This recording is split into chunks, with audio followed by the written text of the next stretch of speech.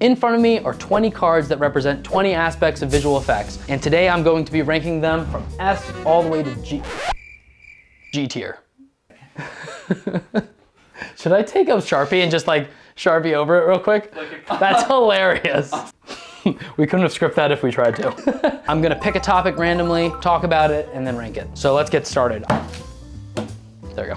First up, photogrammetry. This is the process of scanning objects in the real world to digitize them, to then bring into your video. For me, this is a mixed bag. I feel like once you understand how to properly scan and digitize objects to then bring into your 3D software of choice, it's extremely enjoyable. For me personally, I used this once for a video that I did with Beast Labs. Using Polycam, I scanned the toy and then brought it into the video. Many times create digital doubles of myself.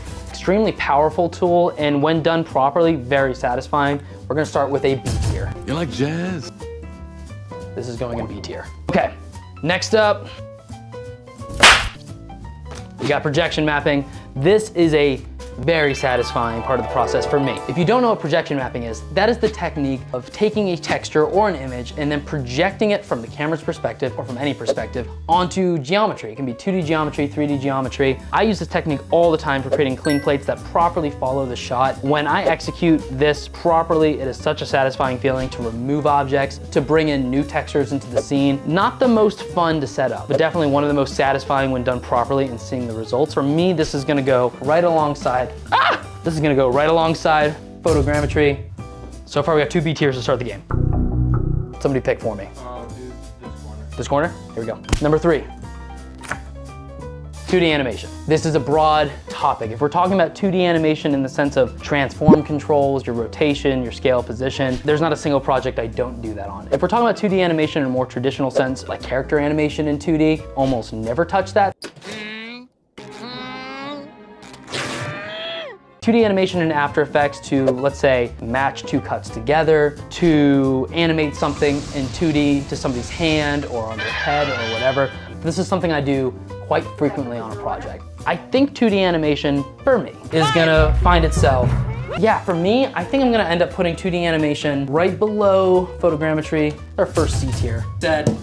Rigging. Rigging is the process of creating a controller for an object or character, usually in 3D space, and then you can manipulate that controller to then manipulate said object. I am by no means a rigging artist. I have no idea what I'm doing half the time, but there's software out there like Mixamo. Bet there's a bunch of other software out there too. Rigify as an add-on in Blender. At this point, I've used Blender 6 or 7 years. I've become more and more familiar with rigging, but when I don't know what I'm doing when it comes to rigging, it becomes a nightmare. Everything stops working and I try to problem solve for 5 hours and I give up and I move on to the next thing. That being said, for me, rigging is going to be getting a solid E tier. I've never heard of an E, but rigging is getting an E.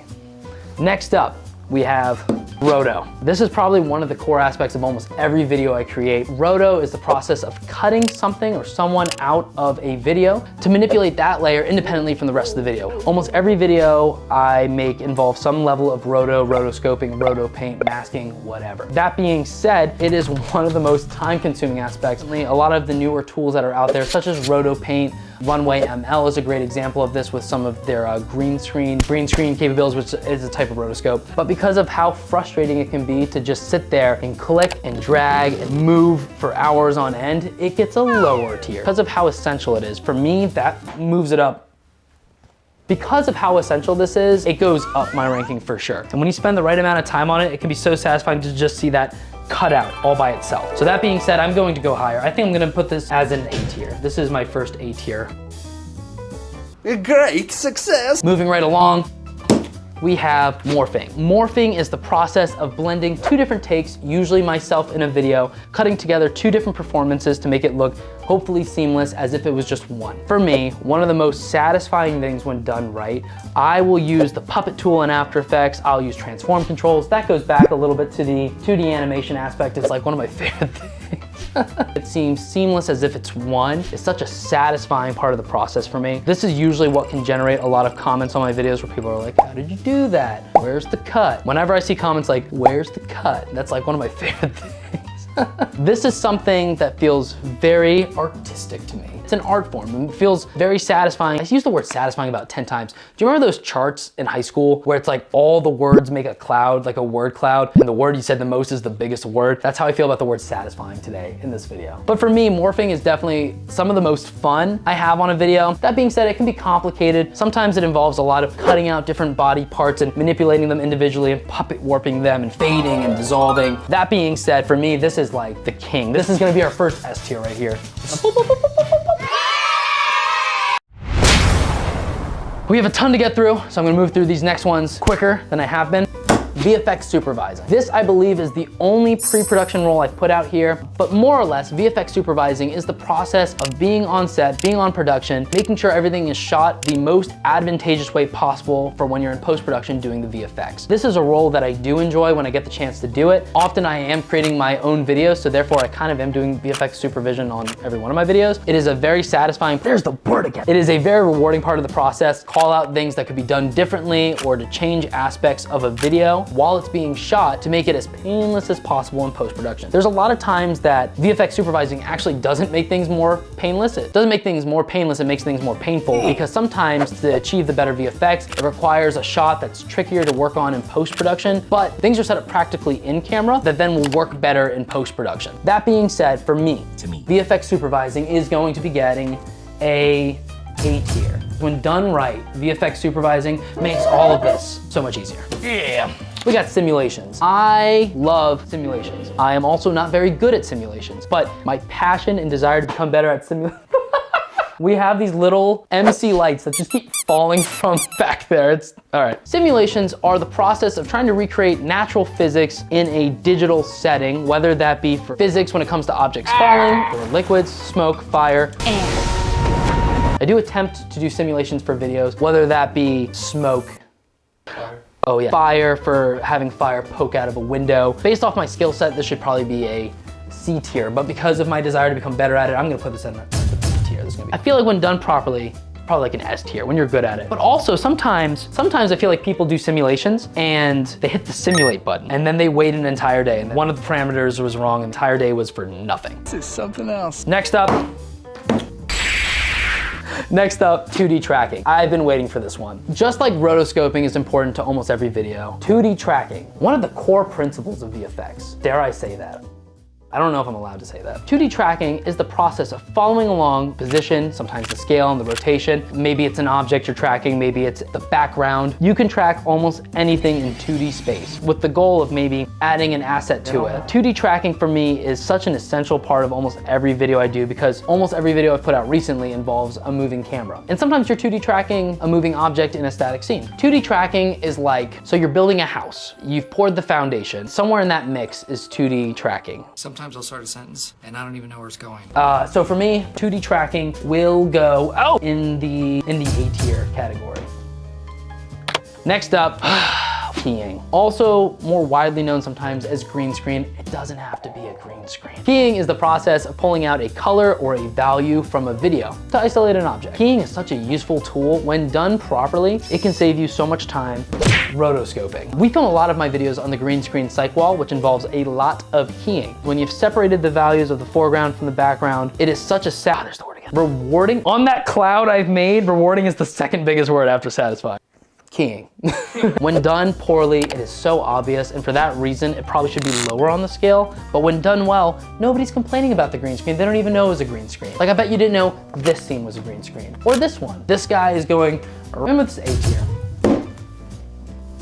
CG modeling. CG modeling is the process of recreating geometry in 3D space. It can be hard surface modeling. This can be something more organic and sculpted. I used to be terrified of CG modeling. I had no idea what I was doing. I am not good at modeling. But you know who is good at modeling? A lot of people online. You can find their models on Sketchfab, TurboSquid. You can find them a lot of different places. And what I like to do is not model things myself. I like to buy people's models and throw them into my video. It saves me a ton of time, and there's a lot more talented people out there that do it a lot better than me. Now, if there is an object specific to my video that there's no way I could find online, I may need to model it myself. What I do is so primitive and simple. For those reasons alone, I don't think I can put it high on the list. But also, I can't put it low on the list because it's enjoyable.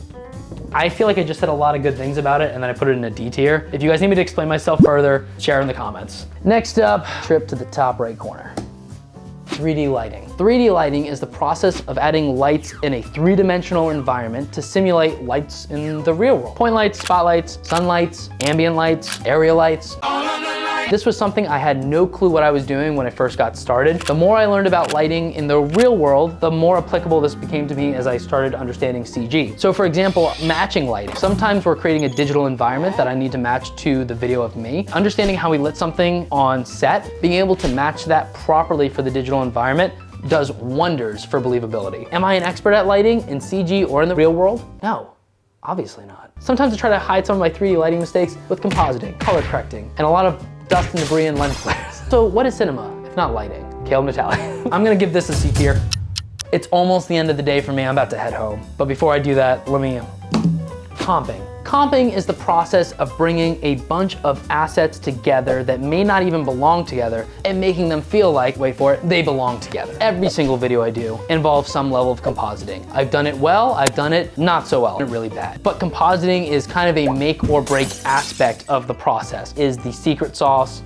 Nice. For almost every video. And that being said, almost like this S curve described at the S tier. Who's being comped in? 3D animation. 3D animation is the process of manipulating an item in 3D space. This is something that is super useful for me. This one belongs high up on the board. I don't know how high, like, I just tripped on the couch. I'm gonna make this a B tier item. Some of the first 3D animation I did involved the Hulk. I don't like thinking about it. Next up, 3D tracking. 3D tracking is the process of following along with something in a video in three-dimensional space. Am I good at 3D tracking? No. This one is gonna get a D tier, right next to CG modeling.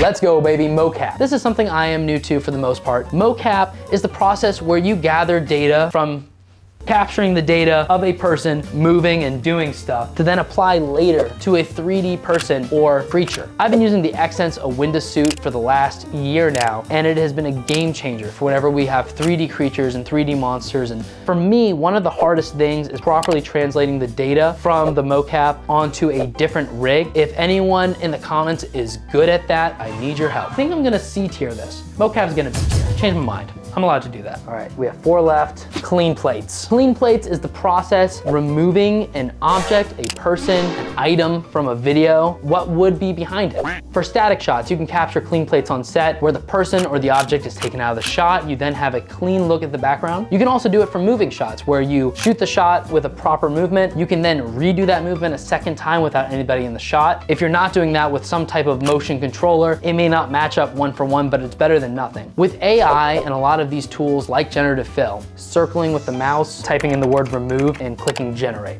It's nothing exciting to look at. All you're doing is removing something from a shot. A good clean plate is extremely useful for the final results, but by itself, it's not really that flashy or interesting. But just because something isn't flashy or interesting, it doesn't mean that it doesn't matter. So I'm a little conflicted on this one.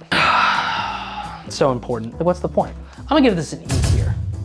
Clean plates are essential, and that's why it's an E, because it's essential. But also, it's way less fun than a lot of the other things that are up on this board.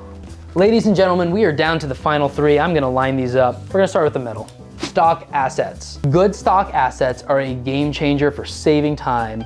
I'm sorry, I was just thinking about my favorite stock assets. Stock assets are pre-made assets that you can drag and drop into your video. Obviously, you still have to composite. Oh, there's a buzzword again, compositing. And let alone that, it actually might be a better quality than whatever it is that you could have made yourself with your limited budget and space. I use stock assets all the time on almost every single video. I get my stock assets from Production Crate. Action VFX, which has quality assets as well. I downloaded and bought so many assets from Video Copilot when they first released their stock assets for fire, dust, smoke. These are a lifesaver, and for that reason and that reason alone, this guy is going right up there in A tier. Using stock assets, game changer. We are down to the final 2. Sculpting. I think we have found my first F tier item. 3D sculpting is the process of creating organic shapes such as characters and creatures in 3D space. I am awful at this. I have tried many times to be good at sculpting. I am not. I recreated Grimace from McDonald's for a video once, sculpting, and I was pretty proud of that model. So I'm gonna put this one right down there at the bottom. Right there next to you. We are down to the last one. Texturing. Texturing is the process of adding a material. Texturing is the process of adding a material to a 3D object. You can have a phenomenally modeled 3D object, but without proper texturing, does it look realistic? No, probably not. Why? You can texture a bunch of different ways. You can procedurally texture something, What do you mean by that? where you could zoom in or zoom out as far as you want, and that object has infinite amount of detail because it's made procedurally. You can also use image texturing, which is what I do quite frequently, where you have pictures as the basis of the textures that you use. And using UV unwrap methods, you can then take that image and apply it to an object to texture it. This is such an important part of the process. I also will use texturing when I projection map. I will apply the texture of the clean plate to those 3D models to hide something. Texturing is extremely important. I use it quite frequently whenever I'm in 3D space, so almost every other video. I'm gonna give texturing C tier to end the day. For everybody who's made it this far, thank you so much for watching. If you disagree with my list, probably do. Let me know in the comments. Otherwise, I will catch you in the next video, which will be up to me what it is because you didn't leave comments. So please leave comments. Tell me what you want to see below. Thank you. Bye.